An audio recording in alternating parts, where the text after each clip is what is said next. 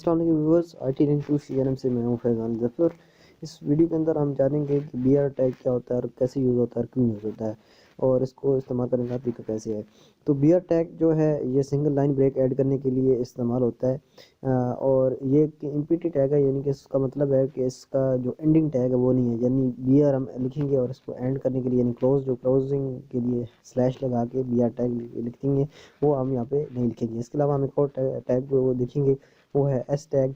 तो S tag बिल्कुल same delete tag की तरह है और इसमें भी टेक्स्ट को यानी कि करेक्ट या डिलीट जो नहीं होता वो लिखते हैं। ये देखिए यहाँ पे हमने लिखा है विदाउट BR टैग, हमने एक चीज़ लिखी है और विद यूजिंग BR टैग। तो हमने ऊपर जैसे लिखा है लाइन 1 लाइन 2 लाइन 3 4 5 6 और इस तरह हमने BR टैग की मदद से लाइन 1 लाइन 2 लाइन 3 लाइन 4 इसी तरह हम देखते हैं। हम एक टैग को इस्तेमाल करते हैं विद यूजिंग एस टैग। मैं यहाँ लिख देता हूँ विद यूजिंग एस टैग।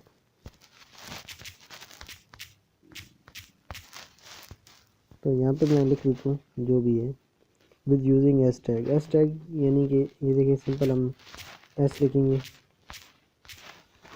और इसके अंदर जो भी टेक्स्ट लिखेंगे वो क्लोज होगा। लाइन 6 हम लिख देते हैं, लाइन 6 हमारे पास नहीं है। अब हम इसको क्लोज करते हैं। ये देखिए ऊपर ये जो आप क्लोज कर रहे हैं ये BR टैग के अंदर आपके पास नहीं है। तो चलिए हम इसकी आउटपुट देख लेते हैं।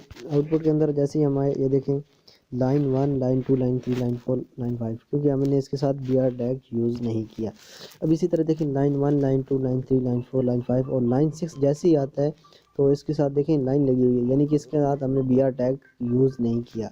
तो ये देखें लास्ट में हमने वाक़या नहीं किया, तो इस तरह हमारे पास ये टेक्स्ट मिलते हैं।